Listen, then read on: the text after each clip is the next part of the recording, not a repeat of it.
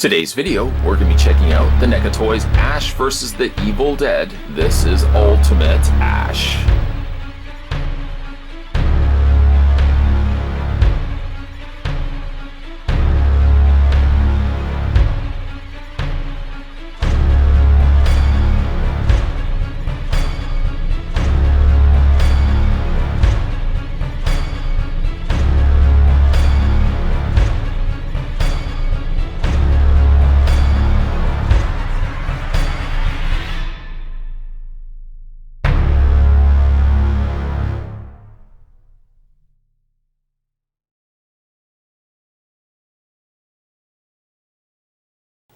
Let's go ahead and take the tape measure. Ultimate Ash is 7 inches in height. Being he is an ultimate figure, he gets a ton of different accessories, one of which, and the smallest, is the picture of his car. Now, it's on a cardboard printout, so it's very, very thin, and of course, as you would expect it, something that could easily just bend and crease. Still, it's nice that they would have included it. Not really sure what I would do with it, but I'm glad that they included it. Comes with a bunch of hands, comes with a bunch of heads, but I think what we'll do is we'll look at his default head and then we'll kind of switch it in and out. I have to say from the start, this is the default head that he comes out of packaging with, and it is one of the more disappointing head sculpts, almost to the point where I don't even think they should have included it. Because of the nature of the way that the eyes are so closed and the mouth is so very thinly closed, the head sculpt looks terrible. I'm just not a big fan of this head sculpt one bit. Now granted, it gets better, it gets a lot better, but I really think that they should have just almost forfeited this head sculpt and just given us the other 3. Maybe what we'll do is we'll look at the rest of the figure and then we'll kind of go through all the other interchangeable heads. So of course he's got his blue button-up shirt. Holstered around to the back is the holster for his shotgun or boomstick. Pair of brown slacks and a slightly off color of brown to the rest of his slacks. He's got a pair of brown shoes. I can't help but feel like the figure proportionately feels stumpy. Like he feels really short. Almost like maybe his legs are not long enough, and I wonder if maybe just it's because his body is so broad that they've added extra kind of padding to his. Basically, all of this here is rubber over top of an existing body. I don't know, because of that and the fact that his waist is so wide that it just makes the figure look very boxy and thereby very short in comparison. His head maybe seems like a little too big, but again, like, I think it's just because it's probably the waist that's throwing everything off for me. Coloring is there, and I think the coloring on this guy is some of the best I've seen from an Evil Dead Ash figure, but I do feel like the proportions are maybe slightly off. Defaulted, he comes with his gripping hand for his shotgun, and he also comes with his chainsaw. A very nice looking design of his chainsaw in the cranberry red, and you've got a very rusted looking blade here. Almost coming across black with a slight tint, maybe like a dark, very dark gray, and it's been attached to his, of course, to his hand. So this is the defaulted look for Ash, essentially as soon as you get him out of packaging. So let's kind of go through his other expressions. We'll pop this head off here. And the heads, there we go, are on a very, very thin peg. There you can see how it attaches itself. We'll place it with the little bit more expressioned face that you can see is much better than this one right here. I think maybe they could have made the eyes slightly a little bit bigger. I don't know. I just don't like this head sculpt. I guess it actually, in some ways, it looks better in hand than it does actually on his torso. This head sculpt is good. Kind of reminds me of Reggie from Phantasm. Phantasm figures would be awesome to get from NECA. He's got the scar on his cheek. Again, you got a little bit of that gray also into his hair because Ash is getting a little heavier, a little older. Still doing his thing. The hair sculpt is actually quite good on all the figures here. Again, not my favorite head sculpt. Not my favorite head sculpt, but we'll get to the ones that I prefer a little bit more. This one, to the credit of NECA, this one looks a little bit more like Bruce Campbell. This one I think looks a little bit more like, again, Reggie from Phantasm. Then we get to, again, a little bit more expressions. So we'll pop the head off. You get a total of 4 heads. Pop that off, and we'll replace it with a slightly grimaced Ash. Again, we'll just pop that back onto the ball joint. Now see, this is what we're talking about.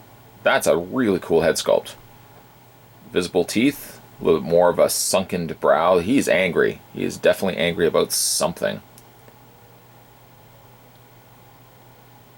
The rest of the hair pretty much stays intact. There's not really much that gets changed other than the front area, the front portrait or section here of the face. It's really about the only thing that changes. Everything else seems like it's pretty consistent with one another. They didn't change the hair up too much. They didn't make one head sculpt hair be messier than the other. It stays pretty much consistent with one another. And lastly, kind of going to my personal favorite, pop the head off once again. There we go. And replace it with the screaming head. Personally, I would have even gone with packaging this guy with this head sculpt first and foremost. Although he does kind of look, here I am comparing him to things, he kind of looks like the guy from Modern Family. So, you know, mileage may vary as to which head sculpt you would rather go with. Kind of like this one, quite a bit like this one.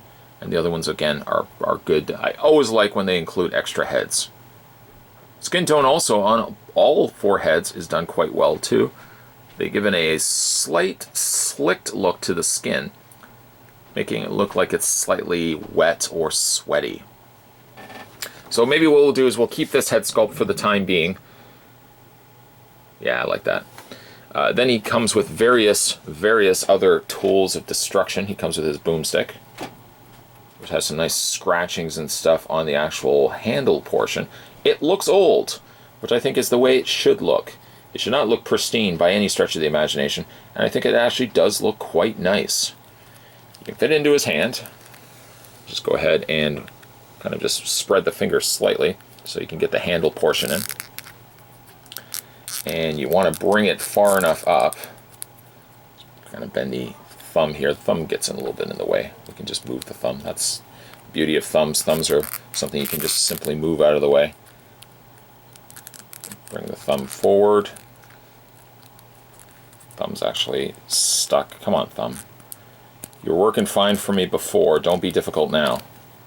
It's because it's such soft plastic. Oh, I just hold on 1 second.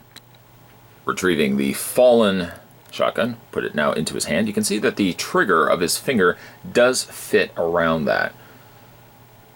So much more easier to accomplish when you're not actually in front of the camera and you're having to reach around to put weapons into his hand. And despite all that, all the efforts I just put into it, go ahead and take the shotgun out and you can fit it in the back of his holster. I'm just doing it so you guys can see. You can actually fit it quite easily into his back here. Then we go back to the chainsaw that we looked at previously, and again you can swap that out. You gotta be a little bit more careful though. Because of the nature of the blade, it is softer plastic after all. But again, you don't want to put too much stress against it. Go ahead and take that off to reveal Ash's stump of a hand. And you can do a couple of different options for it here. Now you can just replace out the hand as such to this hand here, his artificial hand, or which you can also do too. We're kind of going to work our way up here. You can go ahead and take this part off, like that, which is about like, I guess, about mid forearm you can take off. And you replace it with a shorter version of the sleeve, like that. Then you can go ahead and add, let's get the pieces all together here. You can add then this part, and that just pegs into place. A lot of wiggling, a lot of popping. This should go into place. And then you can replace it then with the artificial hand. You may, if you don't like the sound of squeaking, both watching a video or doing this yourself in person, this will be a test of your overall patience. And you can get something like that. I didn't get it in all the way, but you can see you can get something looking like that. Or you can also go ahead and take the hands off completely. Take off that little partial sleeve, and you can replace it with the fully mechanized hand. And that actually just, I have to put the sleeve back on. There we go. You can replace it with, just wiggle that all on there, and you get the mechanized hand. Now I will say, getting all of this on is difficult. It is. Nothing really, you're really applying a lot of pressure, and it's difficult to actually get that peg. I'm actually making creases in my fingers doing so, getting the peg actually into his hand. But it looks okay when you eventually get to that point. You might even want to soften the little knob here if it helps to kind of get it in there. Or just creak, creak, creak, turn, turn, turn, and just keep working it in there until eventually you get it into place. So there's that option as well. Let's go through his posability. His head is on a ball joint. Universal joints on the arms, so those hinge outward. Although the arms don't want to go out very easily on their own. It does involve a lot of initial straining to get that arm to bend. Get the rotation all the way around. You have a really interesting double hinge on the elbow, and by virtue of that, sometimes you will detach the forearm, which is one unavoidable problem that comes with doing this. When you double hinge the elbow, the joint on the forearm, the whole arm just wants to pop itself right off. Got the waist swivel and upper torso crunch as well. And then for the legs, they split outward, forward and back.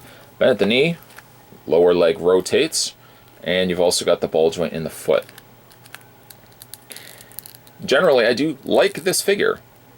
It has a little bit of frustrations. Yes, taking everything apart, changing everything out that you need to change out. But overall, I think the pros definitely outweigh the cons on Ultimate Ash here. The takeaway here on Ultimate Ash is, for the most part, I like this figure, but there's a few little elements here and there that are bothering me a slight bit. Granted, an aging Bruce Campbell coming back to reprise his role of Ash, of course, getting a figure based on the older Ash, you're going to see a few things such as a heavier waist and of course a very much larger stomach, which in the figure form I think is what's adding to the figure looking a little on the stumpy side. Because you don't have the narrowing torso leading into the waist, it kind of just looks like his torso is dropping straight down to his legs. There's no real definition. But a lot of that, again, can be chalked up to the fact that Bruce Campbell is a little older and coming back to playing the role again.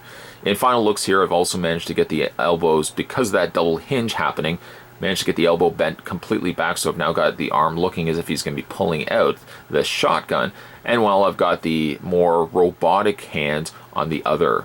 Speaking of the other hand, this could be also one of the things that could be a real nightmare, in the sense that changing out hands, while I do appreciate the fact that NECA would have given us all these extra things, can be a little bit more of a nightmare to accomplish, because quite simply put, it's a little bit trickier to get all those individual components taken off and especially put back together.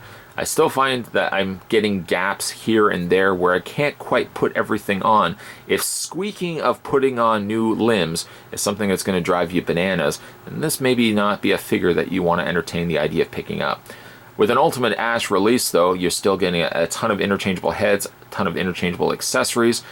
Half the heads, I think, look like Bruce Campbell. The other half look like other actors in Hollywood. But still, despite those little nitpicks, I think it's a great representation of Ash, and it's all the more better of a figure to pick up if you didn't get a chance to get the original Ash from Ash vs. the Army of Darkness, or the Evil Dead. Pick him up if you are looking to get this Ash for your collection. You can currently find him at your local comic book stores and some retail stores as well. As always, guys, thanks for watching as you always do. I'll see you next time.